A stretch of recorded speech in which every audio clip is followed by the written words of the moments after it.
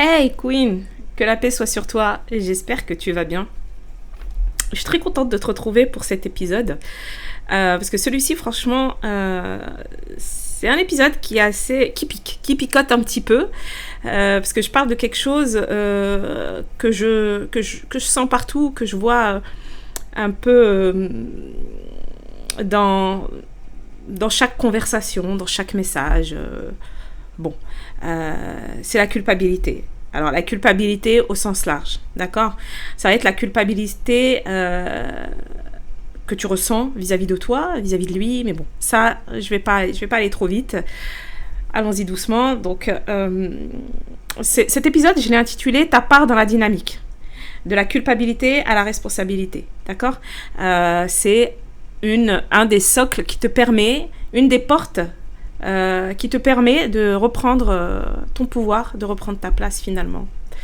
La culpabilité, elle s'installe comme une colocataire, mais elle paye pas son loyer en fait. Elle est juste là. Elle s'invite dans ta tête, elle te pourrit ta journée et elle te fait croire que c'est toi qui casse tout. Ça, je le vois beaucoup. C'est quelque chose contre laquelle tu luttes. Je le vois beaucoup quand je t'accompagne. Cette culpabilité qui est là dans ta tête, qui te pourrit ta journée, qui te pourrit tes moments, qui te fait croire que c'est toi qui bazarde tout. Je suis passée par là pendant des années. J'ai une sorte de déclic le jour où ma mentor m'a dit quelque chose qui m'a retournée. Écoute Selma, tu confonds culpabilité et responsabilité, et là c'est pas la même chose. Encore une fois, tout est une question de langage, d'accord ? Là, ça s'est clarifié.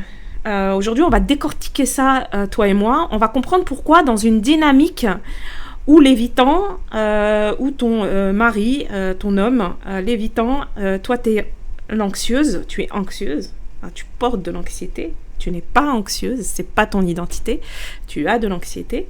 Dans cette dynamique, tu finis toujours par te sentir coupable d'une manière ou d'une autre. Là, tout de suite, j'ai une situation qui me revient en tête par rapport à une de mes accompagnées. Tu te sens tout le temps coupable. Cette accompagnée, mais elle est tellement mignonne. Petite parenthèse, j'adore les parenthèses. Elle me fait son débrief d'une soirée qui est partie finalement dans tous les sens avec son mari évitant. Et elle termine son audio, mais si elle m'écoute, elle va se reconnaître. Elle termine son audio par pardon Selma, j'ai encore fait des bêtises, pardon. Mais non, faut pas que tu me demandes pardon. Et d'ailleurs, je lui ai dit, c'est à toi déjà que tu dois demander pardon, et puis c'est ok, ça fait partie du processus. On va fermer cette parenthèse. Non mais j'y pense là, et c'est arrivé là tout de suite, donc tu devais en profiter aussi finalement.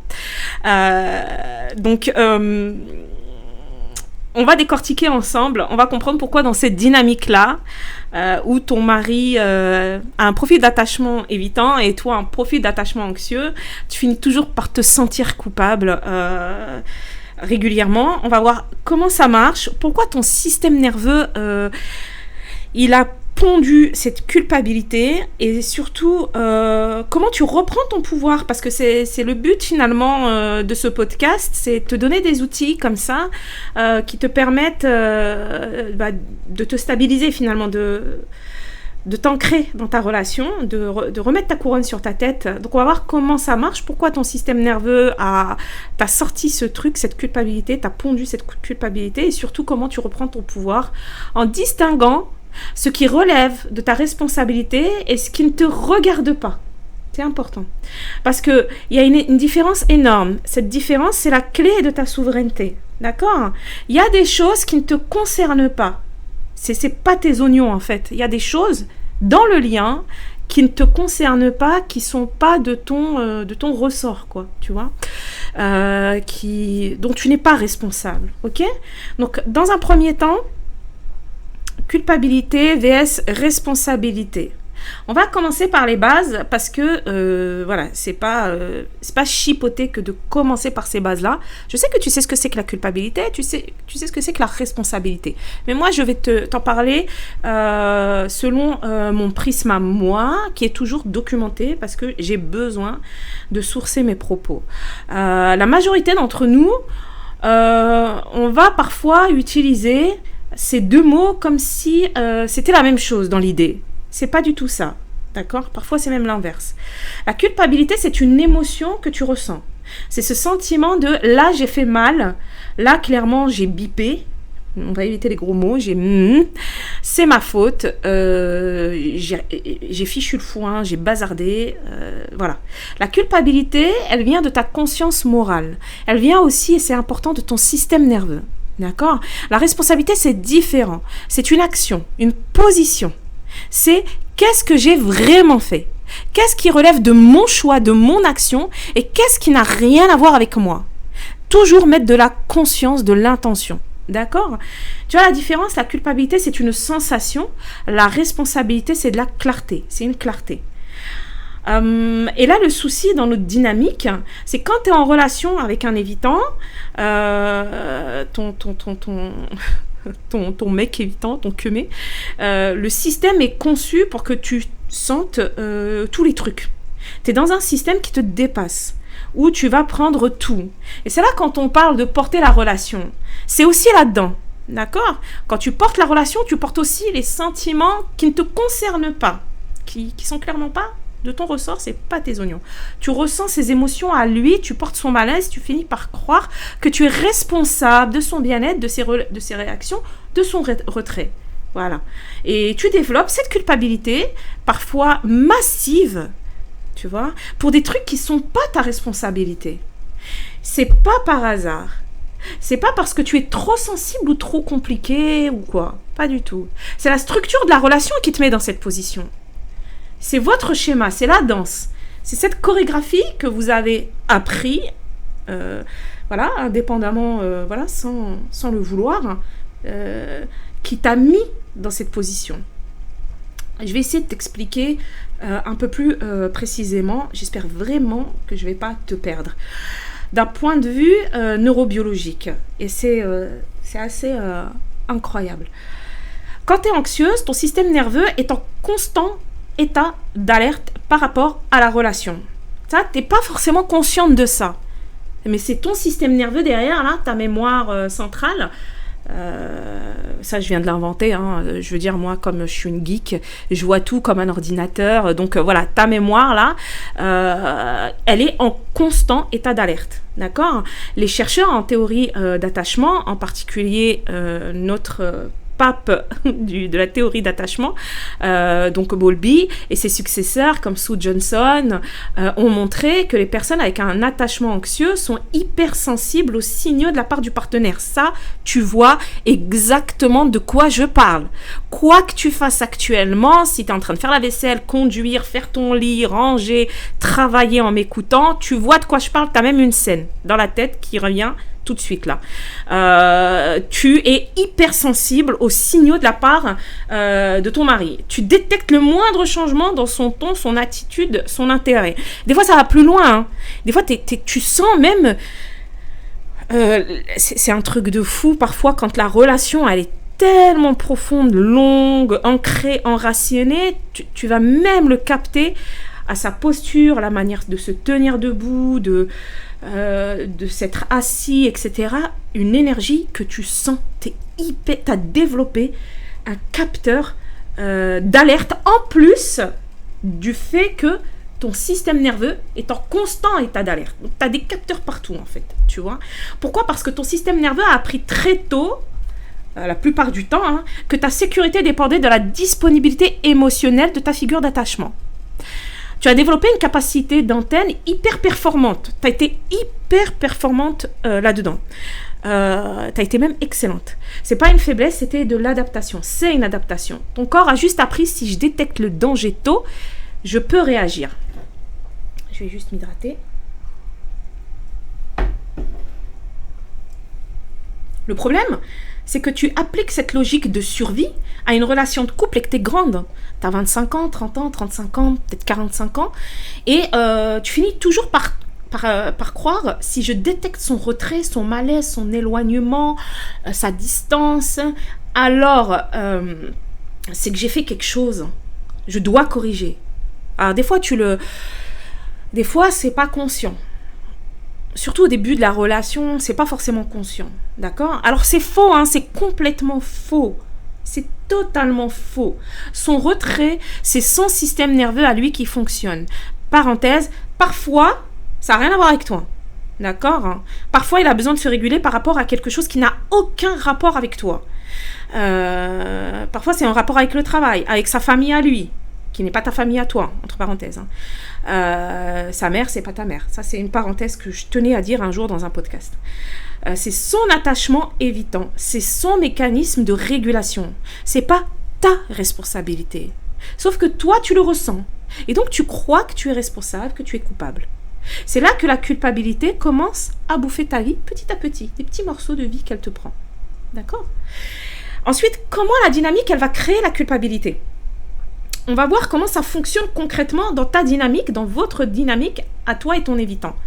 Il y a un pattern qui est clair, qui se répète presque chez toutes mes queens. L'étape 1, quelque chose se passe. Ça peut être un truc mineur. Tu vois? Des fois, c'est un truc vraiment insignifiant. À l'œil nu, on va dire, ouais, c'est vraiment insignifiant. Voilà, une blague, une limite que tu poses, une question que tu poses, une sortie qui, à la base, était prévue, validée, un investissement sur toi, franchement, n'importe quoi. Souvent, c'est rien de grave. Souvent, c'est minime. Je t'ai dit, c'est à peine visible. La deuxième étape, c'est, voilà, lui, il va peut-être percevoir ça comme une menace. Pas un danger mortel, hein. D'accord? Mais une micro-menace à son autonomie, à son contrôle, à son espace, tu vois, à ses habitudes, à sa constance, à sa stabilité, tu vois. Il n'est pas anxieux, il est l'inverse. Il a peur de la proximité, de l'engagement émotionnel, donc il va se retirer. Pour autant, ce micro-événement va venir le bousculer légèrement. Voilà, donc c'est pas quelque chose de spectaculaire, mais ça va le bousculer. D'accord? Son retrait, à l'étape 3, il va commencer. Il va devenir moins disponible, moins attentif, moins réactif. Il peut même devenir froid, frais, distant. Chez certains profils d'attachement évitant, Dieu merci, moi j'ai pas eu ça. Il peut y avoir, on va retrouver chez certains évitants du dédain, l'évitant dédaigneux. Voilà, il peut faire preuve de sarcasme, de choses comme ça, parce que voilà, son système nerveux dit protège-toi, voilà, je me protège. D'accord? Donc il va mettre sa distance à sa manière à lui. Toi, directement, qu'est-ce qui se passe à l'étape 4?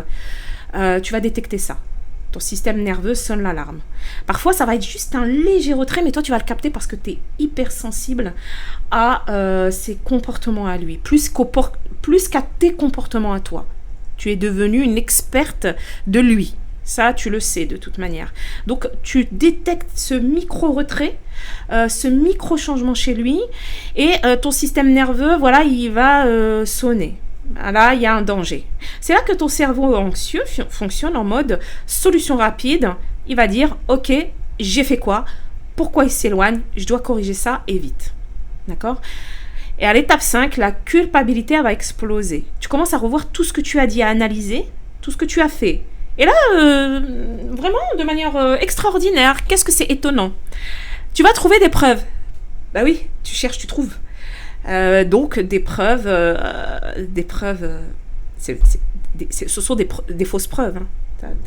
T'as saisi que je faisais de l'ironie un petit peu. Tu vas te dire ouais, bah c'est bon, c'est quand j'ai dit ça, c'est quand j'ai fait ça, c'est parce que j'ai pas été assez ça, ou j'aurais peut-être dire ça, tu vois. Et tu crois vraiment que t'as une responsabilité dans son retrait. C'est faux. T'as pas de responsabilité dans son retrait. Il s'est retiré pour se réguler, c'est pas tes affaires.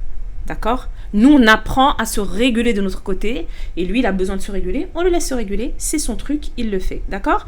À l'étape 6, tu commences à modifier ton comportement pour le ramener. Donc tu cherches à apaiser. Donc hop, on met une couche pour porter, on rajoute des briques et des briques et des briques. Nous, on rajoute des briques pour apaiser, pour porter le lien encore une fois. Donc ça va, voilà, tu vas chercher à réparer quelque chose que tu n'as pas cassé, parce qu'il n'y a rien de cassé, hein. Voilà. Tu vas te faire petite, ou tu vas être plus disponible, hein, ou tu vas accepter des trucs que peut-être tu n'accepterais pas si tu étais sécure. Tu vois ce que je veux dire? Et là, le cycle est lancé, hein. C'est parti, et puis vous allez redanser, et vous allez danser très très bien. Vous allez être meilleur que les meilleurs chorégraphes qui puissent exister. D'accord? Les meilleurs danseurs, pardon, qui puissent exister. D'accord? Ce qui est important à comprendre ici, c'est que tu n'as rien fait de mal, hein. D'accord? Tu n'as rien fait de mal. Tout ce que tu as fait était normal. C'était juste toi. Et il a choisi de se retirer. C'est son choix. C'est son mécanisme. Il a le droit. De son côté, on est d'accord. Ça n'excuse pas. Il doit pouvoir s'exprimer. Pouvoir te dire oui, là, bon, ça me dérange et ceci et cela. C'est pas le cas. Maintenant, nous, on apprend à dealer avec ça. Pour ne plus souffrir de ça. Parce qu'on a envie et qu'on estime que rester dans le lien vaut le coup dans un second temps, mais surtout parce qu'on a envie de redevenir entière, de reprendre sa place dans sa propre vie, puis dans le lien. D'accord? Ton système nerveux, lui, il vit cette séquence comme tu as causé un problème. Maintenant, tu dois réparer ça, alors que tu n'as rien fait. Il a choisi de se retirer, c'est son choix. Il a choisi de mettre cette distance, sa manière à lui de se réguler, c'est son choix. D'accord? C'est pour ça que la culpabilité, elle est tenace chez toi. Elle n'est pas irraisonnée. Tu vois? Elle vient d'un message clair que ton corps reçoit. Tu es responsable de la stabilité émotionnelle de cette relation. Il faut que ce soit stable et tu es responsable de ça. Tu sais pourquoi? Parce que, en fait, tu vas estimer que comme c'est toi qui a annoncé que, je sais pas moi, t'allais faire cette sortie, ou c'est toi qui t'as initié un changement chez toi, ou t'as déstabilisé sa paix, sa stabilité, etc. Donc, tu te sens responsable de la stabilité émotionnelle parce que pour toi, tu as démarré le truc. Or non, t'as rien démarré. T'as juste annoncé, t'as juste fait quelque chose qui était toi. D'accord? C'est une responsabilité qu'on t'a pas demandé de prendre. Ni que tu pourrais prendre. Parce que c'est impossible, en fait. Tu peux pas réguler le système nerveux de quelqu'un d'autre. C'est pas ton taf. Tu vois? C'est pas ton travail, en fait. Tu dois te réguler toi. D'accord? C'est comme si on te demandait de garder un équilibre d'une assiette en porcelaine en te tenant avec un bâton de 5 mètres de long. T'es là, dessus, tu vois? C'est pas possible. Ok? C'est pas possible. C'est mécaniquement, je vais y arriver, je sais pas pourquoi je bug aujourd'hui, c'est mécaniquement impossible. Puis tu finis par te convaincre que c'est toi qui trembles. Non, l'assiette, elle tient pas sur le bâton de 5 mètres de long, c'est pas possible. En plus, on te rajoute une contrainte, on te dit tu le fais sur un pied. C'est pas possible en fait. La mécanique, elle est pas tenable. Ça me rappelle une conversation que j'ai eue il y a quelques années. J'étais vraiment ce que j'appelle dans le dur, hein, c'était Bagdad. J'ai appelé une amie qui m'a dit une phrase qui m'a secouée, qui m'a dit mais attends, pourquoi tu crois que c'est à toi de le rendre heureux en fait? Pourquoi tu crois que c'est ton taf? C'est là que j'ai réalisé qu'il y avait des choses qui clochaient chez moi finalement. Tu vois, j'ai réalisé que j'avais jamais vraiment pensé autrement, tout simplement. Depuis quand tu crois que c'est à toi d'être responsable de ses émotions, son bien-être, sa capacité à se sentir aimé, de la stabilité du lien, etc. On est deux dans une relation, on n'est pas un. D'accord? Toi, tu fais ta part du travail. Ok? Et lui, il fait la sienne. Ou pas. Mais en tout cas, toi, tu fais ta part du travail. Pour toi. Parce que si tu regardes ça clairement, c'est pas dans le contrat du mariage. Hein. Le contrat, c'est être loyale, bonne, présente. C'est pas je vais réguler ton système nerveux et je vais me sentir coupable si tu décides d'avoir peur. Si tu décides que c'est flippant pour toi, tu vois. Mais nous, les femmes qui ont un profil d'attachement anxieux, on nous a jamais dit ça. On a grandi en pensant que c'était notre rôle, tu vois. C'est pas notre travail en fait. Ton travail, c'est toi. Je sais que c'est difficile parce que je sais que ça peut paraître contre-intuitif, bizarre parce que une relation c'est à deux, on est responsable l'un de l'autre, oui, mais tu n'es pas responsable de son système nerveux, tu n'es pas responsable de sa régulation, de ses émotions, etc. Tu es responsable des tiennes, de tout ce système-là, il y en a deux. Il y a le tien, il y a le sien. Toi, tu es responsable du tien. Tu fais tes trucs à toi pour devenir sécure. Et parce que tu le mérites, tu as le droit, tu es précieuse, tu reprends ta place dans ta propre vie, tu apprends à te réguler pour toi. Et puis lui, il s'occupe de lui. D'accord ? On va parler de la source profonde de ta culpabilité. Avant de continuer, c'est quelque chose que je veux creuser. Parce que la culpabilité, c'est pas juste quelque chose qui arrive d'un coup comme ça, parce qu'il est distant. Ça a des racines. Souvent des racines qui sont profondes. Beaucoup d'entre vous, vous venez d'environnements où votre rôle était d'arranger les choses. Vous venez d'un environnement, on vient parfois d'un environnement chaotique, compliqué, où voilà, fallait dealer avec le chaud et le froid. D'accord ? Alors peut-être que c'était ta maman qui était instable émotionnellement et toi tu devais être la petite fille responsable qui apaisait l'atmosphère, qui se faisait petite, etc. Ou peut-être que ton père était en retrait et tu pensais que si tu faisais assez d'efforts, il serait présent. Ça, c'est quelque chose que j'ai retrouvé pas mal de fois chez les queens que j'accompagne. L'attachement anxieux, c'est pas un défaut de naissance. Tu ne nais pas anxieuse. C'est une adaptation intelligente à un environnement où l'amour était conditionnel et où il fallait faire quelque chose. Je mets des guillemets sur le quelque chose. Il fallait faire quelque chose. Il fallait faire un truc pour le mériter. Et ça, c'est profond, c'est inconscient. C'est venu se caser entre tes cellules. D'accord ? C'est pas une fatalité. Donc, quand tu arrives dans une relation de couple et que tu rencontres que tu es avec ton évitant, ce qui se passe, c'est que ton système nerveux reconnaît un pattern familier, une figure d'attachement qui se retire, une insécurité, une incertitude. Tu le choisis pas, hein. C'est ton système nerveux qui l'a choisi. D'accord ? C'est ton schéma qui l'a choisi. Tu as été attiré, d'ailleurs, je vais faire un podcast sur pourquoi vous vous êtes attiré. Et il est déjà dans ma tête, il va être powerful, il va être puissant. Parce que c'est incroyable. Votre rencontre, elle est incroyable. Quand tu y penses, c'est vraiment incroyable. Ça me rend folle quand je pense à ces choses-là. C'est extraordinaire. Tu es dans une école actuellement, ma queen, tu t'en rends pas compte. Mais là, actuellement, tu es dans la plus grande école. Tu as ça, tu as la maternité. Donc, tu as ton couple, tu as la maternité, tu as l'entrepreneuriat aussi. Ce sont 3 grandes écoles qui te transforment. Et ce qui est dingue, c'est que tu es la prof, l'élève, le mentor, la coach. Tu es tout ça à la fois. Et tu grandis. Et c'est là que j'ai envie de t'emmener à cette réflexion, te dire, ouais, je suis en train de grandir. Je n'étais pas comme ça et je suis comme ça. Parenthèse fermée, je t'ai dit, je sais pas, j'aime les parenthèses, c'est un truc de dingue.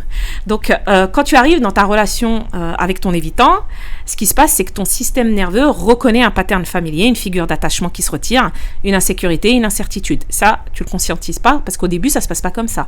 Au début, c'est super génial, d'accord ? C'est pour ça que vous tombez amoureux et que vous êtes ensemble, parce qu'au début, tout ça ne se voit pas, tu penses bien, tu vois ? Et ton corps, il dit, voilà, c'est à moi de le réparer, c'est ce que j'ai toujours fait. C'est à moi de le fixer, c'est à moi de gérer. La culpabilité, elle vient de là, entre autres. Elle vient de ce message inconscient. Si je ne peux pas le ramener, c'est que j'ai échoué. Si j'échoue, je ne suis pas digne d'amour. Et c'est lourd, c'est très lourd, tu n'as pas apporté ça. C'est aussi pour ça que c'est si important que tu comprennes la différence entre culpabilité et responsabilité. Parce que la culpabilité, c'est une émotion qui date de tes 6 ans, 7 ans, 8 ans, d'accord ? Et tu l'appliques à une femme de 25, 35, 40, 45 ans, qui a le droit de vivre sa vie sans avoir à apaiser son mec, s'il te plaît, d'accord ? Tu as le droit, tout simplement. La responsabilité, en revanche, c'est autre chose. C'est l'outil qui te permet de sortir de ce schéma, de cette danse. Un des outils, c'est pas le seul. Parce que si tu t'assois, tu te demandes vraiment honnêtement sans te juger, quelle est ma part de responsabilité ici ? Ben, la réponse, généralement, c'est ma responsabilité, c'est d'être honnête avec moi-même. Ma responsabilité, c'est de maintenir mes limites. Ma responsabilité, c'est de ne pas me modifier pour plaire à quelqu'un d'autre. Personne ne mérite que tu changes pour lui. Personne. D'accord ? Tu dois changer pour toi. Tu dois grandir pour toi. Tu dois effectuer les choses pour que toi, tu sois heureuse, que tu sois bien, en phase, apaisée, en place, solide sur tes appuis. Voilà. Cette phrase de fouteux, là. C'est ta responsabilité, c'est pas de le rendre heureux. C'est pas ça. C'est pas ton taf. Oui, on doit relationner de manière... aimer est un choix tous les jours. Donc oui, tu es avec ton mari. C'est pour l'aimer, c'est pour prendre soin de lui, tout comme il prend soin de toi. D'accord ? On est dans ce cercle vertueux de prendre soin l'un de l'autre, de s'aimer, etc.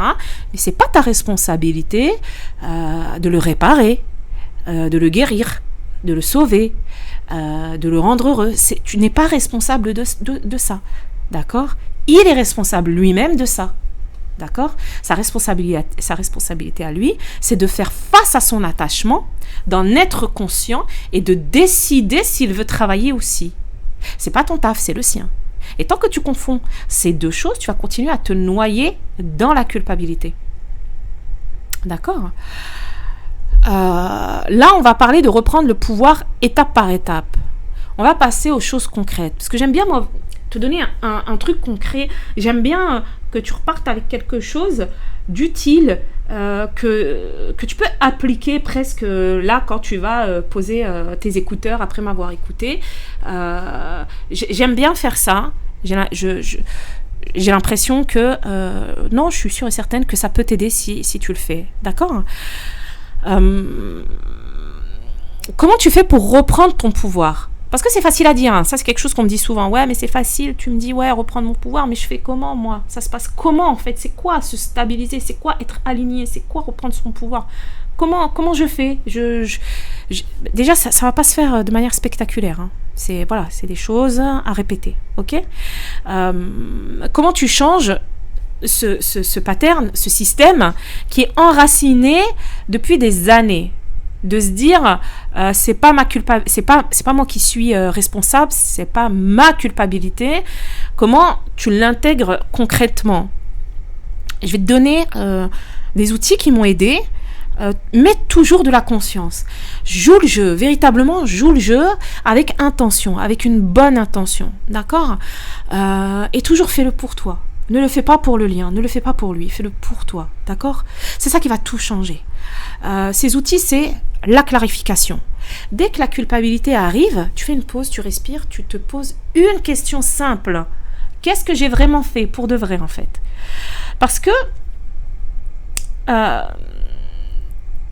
on va pas parler de ce que tu penses avoir fait, pas ce que tu crois que tu devrais avoir fait. Je sais pas si c'est français ce que je viens de dire.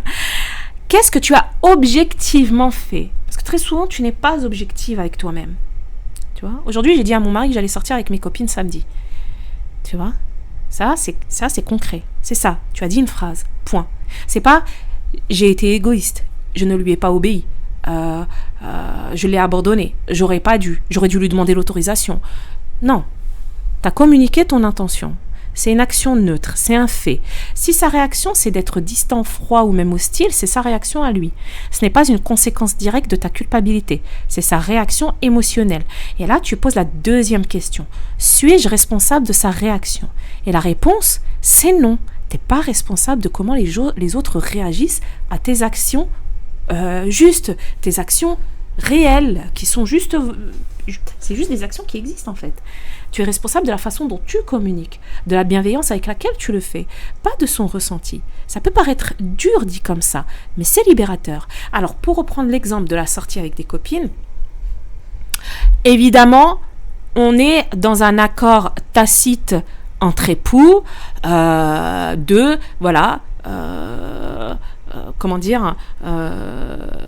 voilà, vous êtes un couple, vous êtes mariés, évidemment qu'on se doit des comptes, tu dois des comptes à ton mari, évidemment, ça c'est évident, tu le préviens, tu lui dis je sors avec mes copines, s'il n'est pas d'accord, libre à lui de te le dire, d'en discuter et de voir comment vous pouvez dénouer ça, d'accord ? Ce que j'essaie de te transmettre, c'est pas de devenir rebelle, de faire ce que tu veux parce que tu veux, c'est pas ça. C'est pas ça l'idée, c'est pas ça la souveraine. La souveraine, elle est en place dans son mariage, elle est toujours dans les accords qu'elle a avec son époux. Voilà, après, ça vous regarde, ça vous concerne vous. Si entre vous, par exemple, vous êtes dans une dynamique, par exemple, avant chaque sortie, tu dois lui demander l'autorisation, vous êtes mis d'accord là-dessus, au mariage, etc., eh bien, tu le fais. Si, depuis le début du mariage, vous avez un accord tacite, voilà, tu peux sortir comme tu le veux, bah, tu l'informes.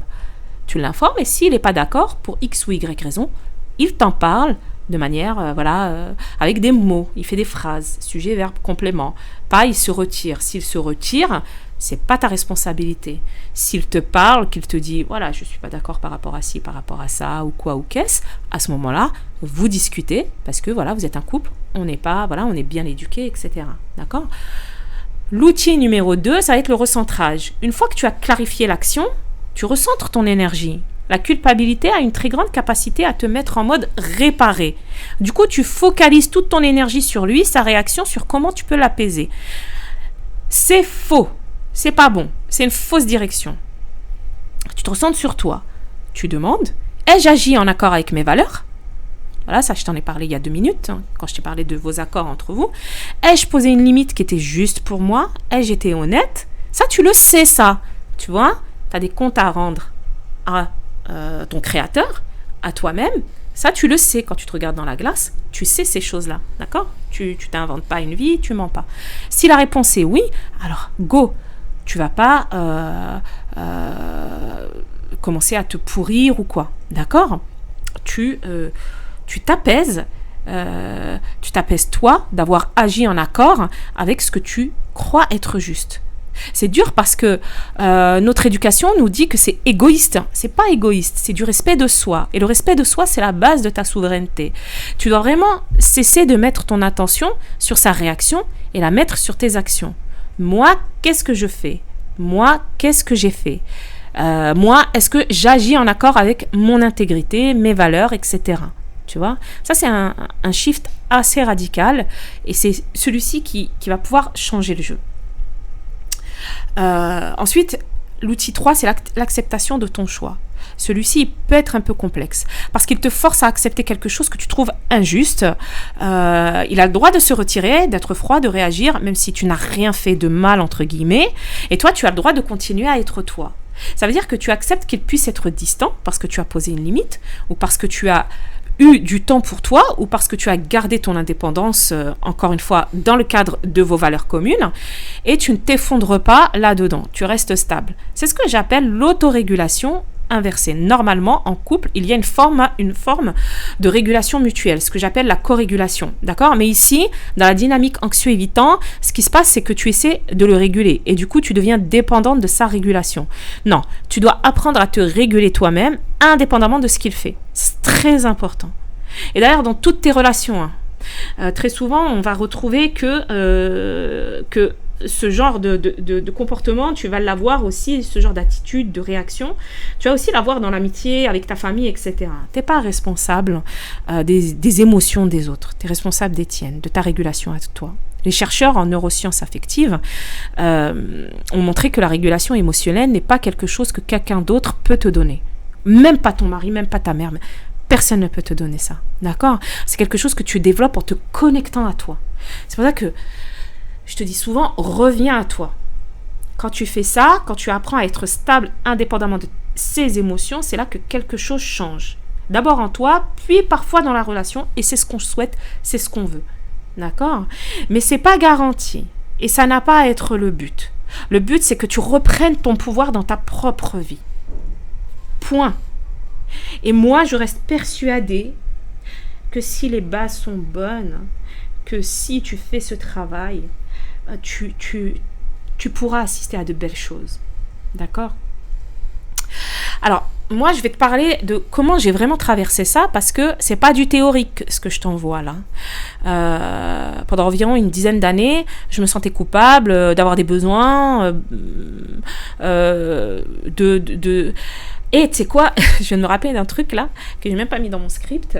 Ça vient d'arriver dans ma tête là d'un coup. Je me suis même sentie coupable de ce désir de grandir dans mon parcours entrepreneurial, alors qu'il n'a jamais été un frein à ça, au contraire. Hein. Il n'a jamais été un frein, mais je culpabilisais, alors que personne ne m'a rien demandé, avec du recul. Il n'avait rien à voir avec ça, tu vois. Il n'était pas méchant, il était juste évitant. Voilà, c'est son profil, c'était son profil d'attachement, je ne le comprenais pas. Il se retirait, parfois, quand c'était, voilà, que il se passait des choses, comment dire, des choses différentes de la normale, de ce qu'il avait l'habitude de vivre. Donc, ça lui arrivait de se retirer. Et moi, je vivais dans cette culpabilité constante, alors que j'étais tiraillée avec cette envie de me développer quand je lançais mes activités. Je culpabilisais et j'arrêtais net mon activité, parce que je me disais ouais, non, c'est pas possible, tu vas casser le lien, tu vas casser ton mariage. Oh non, on risquait rien, je risquais rien. J'avais développé cette culpabilité constante parce que je pensais que c'était mon rôle de le stabiliser lui. Je me disais je vais le perdre, ça se fait pas, je lui fais du mal. En fait non, déjà il souffrait pas, c'est juste que par rapport à ces choses maintenant, je le comprends des années plus tard, je sais ce qui se passe. Lui, par rapport à ces choses que je vivais et que donc par ricochet vivait aussi, avait besoin de se réguler tout simplement. Il a besoin de se réguler, c'est comme ça qu'il fait. Moi j'ai besoin de me réguler en parlant, j'ai besoin de me réguler en partageant, en discutant, en échangeant. Et lui, j'ai compris plus tard que il avait besoin de se réguler par rapport à ces choses que je vivais donc, et que lui vivait j'arrive pas à trouver une autre expression que par effet de ricochet. Il avait besoin de reculer. C'est pas, on peut appeler ça, avant j'aurais pu croire, d'ailleurs j'ai déjà cru, j'ai déjà pensé que c'était de la bouderie qui boudait, mais en fait non, c'est pas de la bouderie, c'est juste que c'est trop intense, il y avait beaucoup trop d'émotions, donc il fallait qu'il se retire. C'est pas quelque chose qu'il conscientisait lui-même, tu vois. Mais bon, ça, je t'en parlerai dans un autre podcast. Un jour, ma thérapeute m'a dit quelque chose qui m'a vraiment marqué. Elle m'a dit tu penses que si tu diminues tes besoins, il va finir par être heureux, et quand il sera heureux, toi tu seras heureuse. Ça marche pas comme ça. C'est tout simplement cette phrase qui m'a percuté. C'est pas un échange équitable. Ce qui va se passer, c'est que tu vas finir par disparaître. Et c'est ce qui se passait. Et tu sais, je vais te dire autre chose aussi. C'est pas la Selma avec qui il s'était marié. Il s'est marié avec la Selma qui était déjà... moi, j'ai toujours été dans l'entrepreneuriat, dans l'humanitaire. J'ai toujours travaillé, étudié. J'ai toujours été... je me développe depuis toujours, finalement. Depuis que je suis sortie de l'école, depuis que je suis sortie de la fac, je me développe. Je n'arrête jamais d'apprendre. C'est avec cette Selma-là qui s'est mariée. C'est pas avec une Selma effacée, qui s'assoit sur ses besoins. C'est pas avec elle qu'il s'est marié, tu vois. Et j'ai réalisé que c'était exactement ce qui était en train de se passer. J'ai commencé à utiliser ces outils que je viens de te donner, pas parfaitement, loin de là, mais progressivement, tout doucement. Ça se fait pas du jour au lendemain. La première fois que j'ai posé une limite sans me sentir coupable, c'était une victoire mineure. Mais c'était une victoire. C'était la première fois en 10 ans que je disais un truc que je pensais vraiment sans immédiatement chercher à apaiser, sans immédiatement, chercher à régler un truc qui n'existait pas. Il n'y avait rien à régler, en fait. C'est moi, je me tapais des films. Il n'y avait rien du tout à régler. C'était flippant parce que moi, mon système nerveux, il avait peur. Il pensait, si tu fais ce truc, il va se renfermer encore plus. Il va se retirer encore plus. En fait, non. Il avait besoin de se réguler parfois, il a le droit. Et j'ai appris que ça pouvait continuer comme ça. C'est pas la fin du monde. La Terre, elle continue de tourner.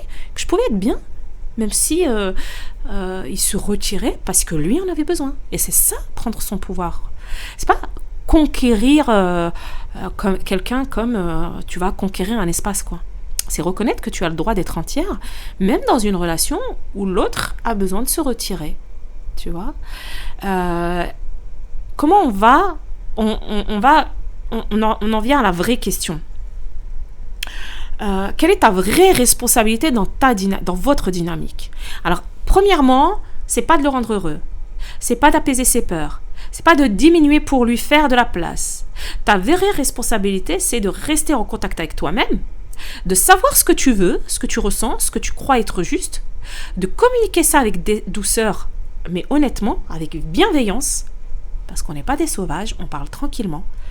Si on est activé, on redescend, on attend d'être dans un espace apaisé avant de parler, de respecter tes propres limites, même quand c'est inconfortable, ne pas abandonner tes valeurs pour garder la paix, de reconnaître quelque chose, de reconnaître quand quelque chose n'est pas juste pour toi et de te donner la permission de le dire. Et puis, il y a une responsabilité que tu peux aussi prendre qui est plus grande. C'est la responsabilité de décider si cette relation vaut la peine pour toi. Mais ça, c'est pas depuis un espace flou qu'on le fait. C'est pour ça que ce travail, il est important de le faire pour toi, accéder à cet espace pour pouvoir décider si cette relation vaut la peine pour toi. Pas pour lui, pour toi. Parce que reprendre ton pouvoir, ça peut aussi vouloir dire, là, j'ai fait ce que j'avais à faire. J'ai fait ma part. Et c'est pas viable pour moi. Et ça, c'est peut-être la plus grande forme de responsabilité. Parce que tu choisis ta vie au lieu de continuer à espérer qu'il change. Mais ça, c'est une conversation pour une autre fois. Ça va être encore un podcast encore plus long que celui-ci. J'ai même pas osé regarder où j'en suis là. Ah, je suis à 40 minutes. Oh là là, ça fait beaucoup quand même. C'est une conversation pour un autre jour, pas aujourd'hui. Je veux que tu comprennes ça. C'est pas pour aujourd'hui cette conversation. Moi, aujourd'hui, ce que je veux que tu comprennes, c'est que la culpabilité que tu ressens n'est pas une indication que tu as fait quelque chose de mal. C'est une indication que ton système nerveux est encore en mode sauvetage. Et tu as le droit et tu dois éteindre ce mode sauvetage. Tu as le droit d'être bien. Tu dois être bien, même s'il n'est pas content. Tu as le droit de vivre. Tu dois vivre, même s'il se retire. Tu ne dois porter aucune culpabilité pour ça. Je te remercie beaucoup de m'avoir écouté pour toi. Cet épisode, je l'ai enregistré avec beaucoup d'intention parce que je sais que c'est quelque chose dont que tu as besoin d'entendre. T'as pas besoin de l'entendre une fois, mais plusieurs fois, jusqu'à ce que ça rentre vraiment à l'intérieur de toi. En fait, le dire doit toujours s'accompagner du faire. L'entendre doit s'accompagner du faire, de l'action. Écouter ne sert à... c'est pas que ça sert à rien, mais presque. Il faut faire, d'accord ? Donc, mets en place ces outils dont je t'ai parlé. Je vais pas les répéter, sinon le podcast va partir dans tous les sens. Je t'invite à revenir sur cet épisode chaque fois que la culpabilité revient, parce que le travail, c'est pas une fois, c'est régulier. Tu sais où me retrouver, toujours sur Instagram, comme d'habitude. On peut en papoter là-bas. En attendant, moi, ce que j'ai à te dire, c'est respire, tu fais du mieux que tu peux. T'es génial, t'es vraiment génial, sache-le. T'es précieuse. Et c'est déjà beaucoup. C'est déjà énorme. Je te remercie encore une fois.